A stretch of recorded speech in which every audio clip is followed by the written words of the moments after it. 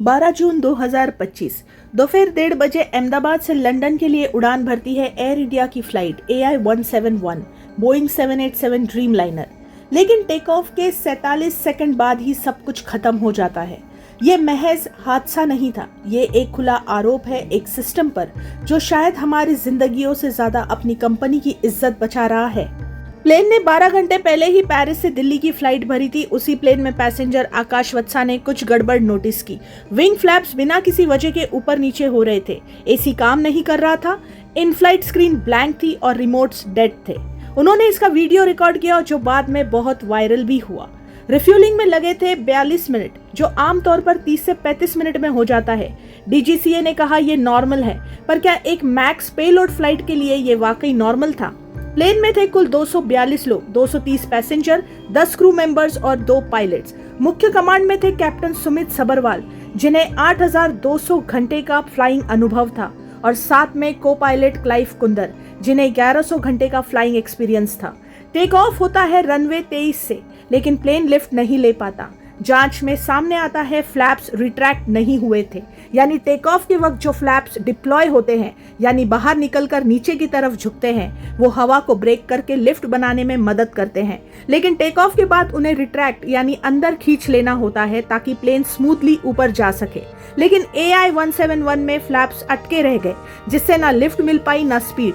Plane 625 feet से ऊपर ही नहीं जा पाया। फिर हॉस्टल बिल्डिंग से टकराकर हुआ भीषण धमाका और करीबन 270 से ज्यादा जाने गई।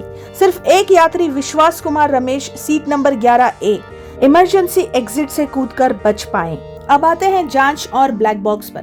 ब्लैक बॉक्स में 2 पार्ट्स होते हैं, CVR और FDR। CVR यानी कॉकपिट वॉइस रिकॉर्डर, जिसमें पायलट्स की बातचीत, अलार्म, इंजन की आवाजें रिकॉर्ड होती है, और FDR flight data recorder, altitude, flap angle, speed, thrust सब कुछ रिकॉर्ड करता है।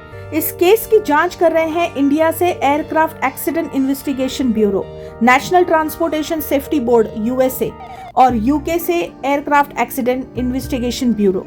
पहले खबर आई थी कि ब्लैक बॉक्स अमेरिका भेजा जाएगा, लेकिन सरकार ने कहा डेटा भारत में ही डिकोड होगा।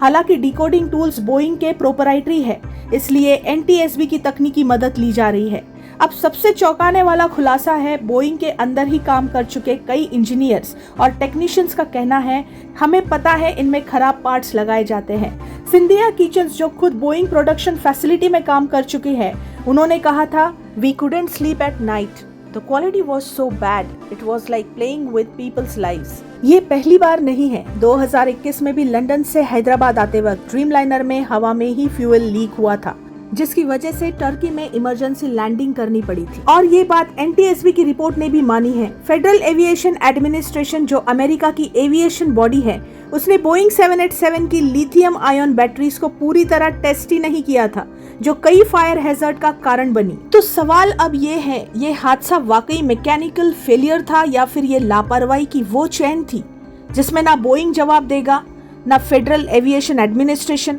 ना ही कोई सरकार। क्या ये हादसा बोइंग की डिकेड लॉन्ग नेग्लिजेंस का नतीजा था? क्या एयर इंडिया को टेक्निकल क्लियरेंस के बावजूद उड़ान नहीं भरनी चाहिए थी, या फिर ये भी एक और फाइल बनकर सरकारी दफ्तरों में दफन हो जाएगी? ये है ब्रेनी बट फनी, जहां सवाल सिर्फ सवाल नहीं होता। Thank you for watching.